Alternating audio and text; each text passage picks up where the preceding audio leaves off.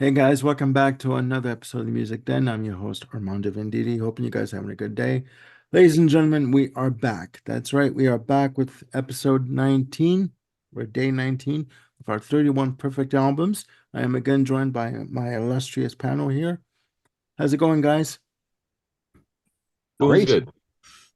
Just to make things more formal, we have Bill Schuster, we have Ken Cheshire, and we have the man of the hour. I know I told you I wasn't going to say that anymore, but my last time. Too late. Mr. Jim Bricker. Hello, Oh, hello. ladies and gentlemen, we have really been enjoying doing this series for you. And again, we hope that you enjoy watching this because it's a lot of fun to do. It's a lot of work, but it's a lot of fun. And hopefully, in watching these episodes, maybe, just maybe, you find an album that you want to might just check out. I know I have, and I've already Oh, ordered I know I at have. least one. So, um, as is customary with these episodes, I'm going to let one of my co-hosts go first. So we are going to stick with tradition, and as I see on my screen, we are going to go downstairs to Mr. Bill Schuster. I will drop down the virtual mic to him, and he'll give us his pick for day 19. All right, thank you, Armando. I have a kind of a theme for my selections from today and tomorrow. Uh, Unintentionally, this one is from 1983, and the basic theme is these are albums that may irritate hardcore purist progressive rock fans because these albums are generally not loved among that community, but they're loved by me. And I'm going to begin. Nope, it's not King Crimson. No, it's not Emerson, Lake and Palmer. Nope, it's not Yes, and it's not the Buggles, but it is Asia Alpha. Ooh. Not even the debut. This one's the one they love to hate. Oh yeah, that Yeah. one's like, ooh, okay. But this For thing some to me people. has been perfect ever since I bought it in 1983. I've always liked it just slightly better than the debut. Uh, it's different than what these guys were involved in previously, and that's a good thing. It's good to have. I appreciate artists who change and grow. People can say it's commercial, contrived, whatever, but it's good. Wetton and Downs wrote excellent pomp, synth, pop tunes, whatever you want to call them. They have their own category, and I kind of feel like, as much as I respect Steve Howe as a musician, the fact that Wetton and Downs wrote all the songs on this is a good thing. Uh, yeah, it was a duo effort in the songwriting, except for The Smile Has Left Your Eyes, which was strictly credited to John Wetton. But I mean, and the Roger Dean, come on, the artwork here, check that back cover out too. That's a nice looking copy. You've kept that in fine shape. Yeah, considering some of the beat up old things I've shown before, yeah. Yeah, that has not been through a mortar attack at all. I No, mean, it has not. it Uh, stayed out of the way of the attack. So, yeah. yeah, this I initially bought this album on cassette, and it had a song called Daylight as a bonus track, which is not on the record, sadly. Um, Daylight is absolutely worthy of being included as a part of this album. So I count it that way. But even without Daylight, I'm pretty happy with this thing. It's just perfect mainstream pop music, though it adds a lot more than your basic pop music at the time. And I think it just sounds really good. Everything's a bit slick, but not too slick. It just sounds slightly over the top, kind of mini epic, without really being, like Supper's Ready, close to the edge kind of epic. It's Yeah. And of course, Wetton's lyrics, they're very often "woman done me wrong," basic, not too deep, but they serve the purpose, and it's fine for singing along with. I don't take him too seriously in a lot of his lyrical content there. Uh, and here's the guys at the time.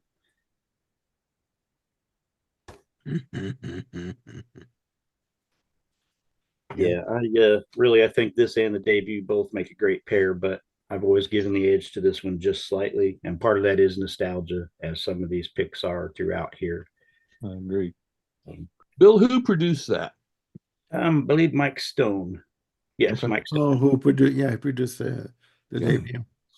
Yeah, no, I got to share this story. I told Bill this story. It is a good choice. My brother Tony was a major Asia fan. I think he still is. He loved the debut, and he made this. And at that point, I was still getting into Queen, like full, head first. And we had this discussion, and even back then at 12, I knew this wasn't right. But he says to me, "Oh, um, the debut album from Asia is better than any album that Queen ever did in their catalog." And I looked at him, I'm like, "No, it's not." I mean, I was 12 years old, and even I knew that, and I didn't even have all the albums yet. And he says, "No, no, Asia's top notch. They're better than Queen." And I just looked at him and said, "You're wrong. Like, whatever you're smoking at this age, even, you're wrong." So, and I still stand by that. So, Much as but I love those first couple albums, I definitely wouldn't go that far either. yeah, I know. Like you had said that too when I first said that. Like, no, no, no, it's not. It's never going to be the case. So we're not even going to go there. But no, it is a good choice. It is a good choice. All right. Eeny, meeny, miny, mo. Ken, you're up. Okay. Last selection from 1982, July 12th. No one's mentioned Mark Hollis yet. So I'm talking about the debut album, The Party's Over by Talk Talk. I think this album is overshadowed by the rest of the catalog. Yeah. Because this is just the pure synth pop, sophistopop.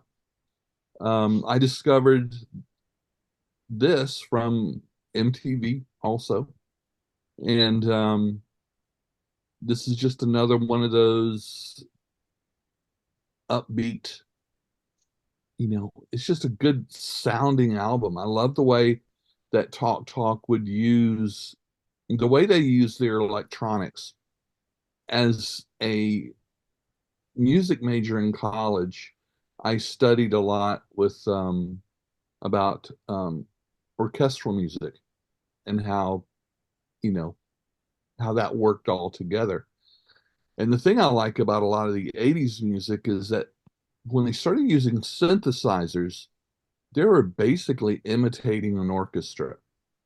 As much as I like good old rock and roll 3-piece and 4-piece bands, they were able to do more than just that steady 1-4-5 guitar chords. 3 singles off of it: Mirror Man, Today, and the title song Talk Talk. Mark Hollis's just wonderful vocals, and he only just got better with the next albums and with time. It's just a great early 80s album that sets the stage for what was to come. But even though the style is different, I think it's worth a listen for anyone that likes traditional 80s pop. I just think it's a great album. Talk Talk, The Party's Over. Yeah, interesting. Sorry, anyone want to say anything before I chime in? Because I tend to sort of monopolize. The host. I remember Talk Talk from the first time I heard Talk Talk was It's My Life. Mhm. That was again, ass shaker of a dance track in the clubs, and it put them on the map, right? But from then on to, I guess the third album with Life's What You Make It, and then with albums like The Color of Spring, they moved far away from the formulaic pop format, right? Which I do believe pissed off EMI um, to no Probably, yeah. end. Good, good album, good band. I think they're very underrated as a band, and they should be talked about more. You know, I agree. but Agreed. all right, Jim, up to you. Up Yes. to me. Still in 1981. And I think we might all agree that one of the elements that makes an album great is that it takes the listener on a journey, um, perhaps to familiar places or unexpected. And maybe we'd all agree that the best albums, they take you on a journey like everywhere, and then they plant you right back where you started, and it just feels like a complete journey. You started, you ended, you're done. And this album, I think, captures that well, perfectly. Um, it would be filed under jazz, and that barely scratches the surface. Um, Released by ECM, Pat Metheny and Lyle Mays, As Falls Wichita, So Falls Wichita Falls. Um, you know, Brilliant. Bill, are you familiar with this one? No, my Pat Metheny knowledge could be fit in a thimble. Fit in the thimble. Okay, well then, Check it out, Bill. That's yeah. So Bill, I'm bloody talking great. right to you, brother. Okay, so this is I trying to come up with a pithy little tagline for it. I called it enigmatic folk jazz. Um, However, having said that, side one really leans heavily into just the enigmatic. It's a side-long epic. It's the title track, and it probably tips its hat more to Brian Eno than Duke Ellington in terms of the vibe in parts. Um, Metheny and Mays are accompanied by a Brazilian percussionist and vocalist named Nana Vasconcelos, and he adds a great bit of the aura to the album and what he contributes on both those things. Um, the original working title for the track was Apocalypse Yesterday. So it kind of gives you a sense of like where they wanted this tune to go, or the feeling they wanted to, imbue to the listener. Um,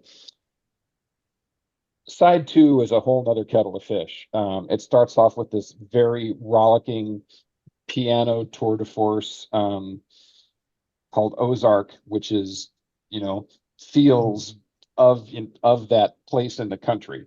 And then you have maybe one of the two greatest songs of the Metheny catalog. September 15th, which is a tribute to Bill Evans, which literally brings tears to my eyes. It's just so beautifully done.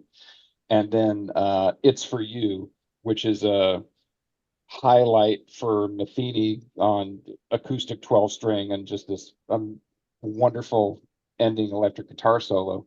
And then the final piece is a very brief, radically rearranged version of Amazing Grace, but it's called Estupenda Graca. And for people out there who speak Brazilian Portuguese, please pardon my butchering of your language.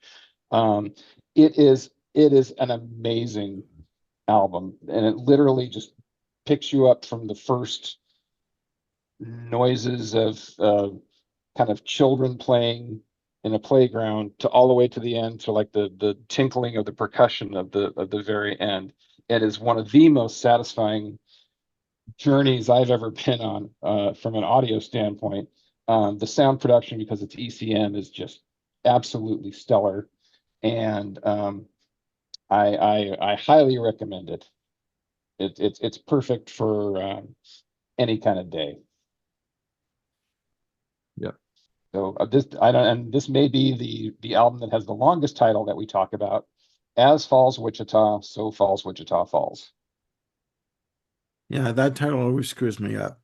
I've been trying to look it up for like I tried to find it on Amazon once and to buy it, and You know, good Did album. used to live in Wichita Falls, Texas, as a 3-year-old child. There is that. Well, there Okay. you Okay. Okay. No, It's- you really hey, should check it out. And yeah, it is. It's fantastic. It is And Matheny fantastic. has been on the radar for a while to check out. I just haven't pulled that trigger as of yet. Well, fortunately, Armando and I did an episode on that, so we've provided a handy guidepost for you, sir, if you Yeah, like. yeah. And I did extensive notes for the tracks, and it's like, oh my God, what am I doing here? Like, it's a lot of it was a lot, but good Yeah. album, very good album.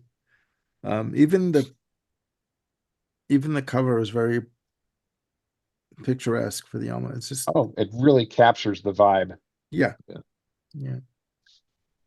Oh my goodness, this is a lot of eclecticism in this list today. Um, it's true. But we must carry on, ladies and gentlemen. My pick for day 19. Let's go for some. Let's go for some Thinking Man pop. Okay, we're gonna go with Tears for Fears and Songs from the Big Chair. Okay, Uh-huh. released February 25th, 1985 through Vertigo and Mercury Records. This is the band's second full-length release. Damn. Like Jesus Christ. 8 tracks in total. I did a show about a year ago with someone who will remain nameless. And the title of that episode was Is This Prague? And if it isn't Prague, in terms of, I'll expand on that, but if it isn't Prague, it's damn well and close. It starts off with the lead off single Shout. 6 minutes and 30 seconds of anthemic pop with some blistering guitar work, in my opinion. First of all, I should say the production was handled by Chris Hughes, who used to be the drummer for Adam and the Ants. Just infectious, sophisticated, layered, textured pop that nobody at this time in the 80s was doing this kind of work, music that I can think of. After Shout, it comes the track The Working Hour, which was going to be the original title for the album, featuring Mel Collins on sax. Mel Collins, who was in King Crimson. The Working Hour was, I believe, released as a single. There's footage of them performing this on Top of the Pops. They were pissed off while they were making this album because the record company Phonogram wanted, because of the success of The Hurting, Phonogram kept saying, give us product, give us product. We want a single. We want a single. So they gave them, and bloody hell, the single escapes me right now. But they gave them a song It was that Mother's Talk. No, it was before Mother's Talk. Oh, okay. Before Mother's Talk. They rushed out and said, no, it's fine. You don't need to put your hands up. You're not being held up or jacked or anything like that. The single, oh my God. What's it called? I believe it's called Where You Are or something to that, something like that. Yes. And thank you for validating that. And they didn't like it, but Phonogram wanted product. They have to capitalize on The Hurting. We need to get going here. And The Working Hour, there's a lyric in the chorus that goes, we are paid by those who learn by our mistakes. And that's a direct, kick in the ass to the record company. Like, we're telling you we're not ready to do this yet. We're doing our best. We're not ready, but you just want us to give you, even if we were burping and farting throughout the entire album, and that's what was on the album, you want us to give this to you so you can release it so you can make more money. We're not ready. Here, take this song. We'll be ready when we're ready. And this album to me is sublime. After the Working Hour, you have the second single, Everybody Wants to Rule the World, which the original title was Everybody Wants to Go to War. Funny how that is, right? Just an amazing pop track. Then comes Mother's Talk. And I do not give a crap. Synthetic drums or not, programmed drums or not, this track kicks ass. And it's very rhythmic, it's very, drum heavy, and it is melodic. It is just fantastic. So on side one, you have Shout, The Working Hour, Everybody Wants to Rule the World, and Mother's Talk. A quadruple punch right to the gut, and it doesn't let up. Side two starts off with Roland Orzabal's ode to Robert Wyatt with I Believe. He was a major Robert Wyatt fan, just beautiful, done on the grand piano, just very a jazzy track, just beautiful. An emotional delivery on this track. Then it segues into Broken. Again, drum machine or not, very powerful. It's beautiful. It's again, he's pleading to his audience, like everyone's saying that we're great, we're so fantastic, but we don't feel that way. Like we're still young men, we're still learning our way, we're still finding our way, and that's what this track is about. And then that segues into the next single, Head Over Heels. Beautiful grand piano on the intro. The bass line was inspired by Talking Heads. And if you listen to the bass line on that track for Head Over Heels, it's pretty much Take Me to the River. Right? And then that segues into Broken Reprise, which is a live bit that was, I believe, recorded at Massey Hall in Toronto. Right? And just powerful. And then that segues into Listen, which is it's an atmospheric track. It was all keyboards, all sequenced by keyboards, but very textured, very layered, and just moving, very melodic, very atmospheric in the way the track is structured. But from Shout to Listen, this album it's a diamond. It's a I diamond. didn't even pick up on the book ending of Shout and Listen. Yeah. I've been listening to this album for 40 years. That's the first time that I made that connection. So thank you, Armando.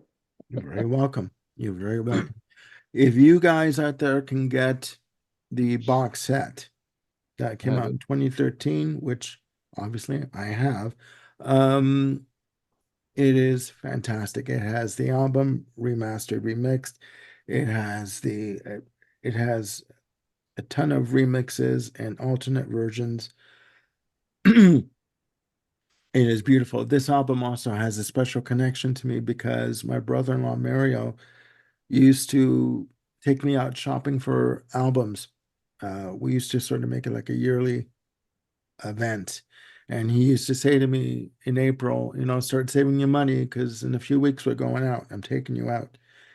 And for someone who had never been to, downtown Toronto before to go buy albums, this was a treat for me. And he took me out. And the second time he went out, and this album, Songs from the Big Chair, was one of the albums I bought. I bought this one, Frankie Goes to Hollywood, Welcome to the Pleasure Dome, and bloody hell, it was David Lee Roth's Crazy from the Heat EP. I don't know why I bought that, but this album sticks out, and the more I got into it, I just think it's perfection. It's perfection. And I don't think we really did answer the question of is this prog or not, but you know what? Who gives a shit? I think it's more Um, prog than this. Yeah. I wouldn't consider either prog, but Tears for Fears beats the old prog guys at being I, progressive in the 80s. I think it's prog in the fact that they're they progressed in how they wrote and how they wrote music and how they put their message across. You know, Mhm. they evolved.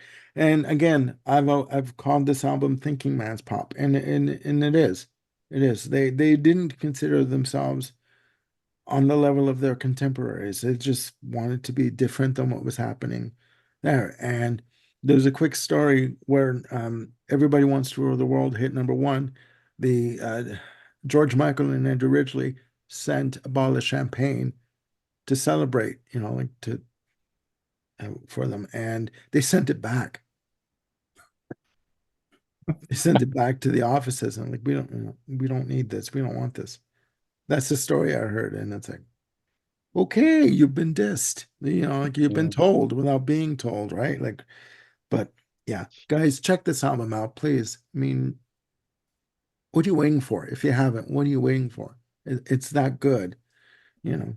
Um, but yeah, that's my pick for day 19. Very good. Yeah.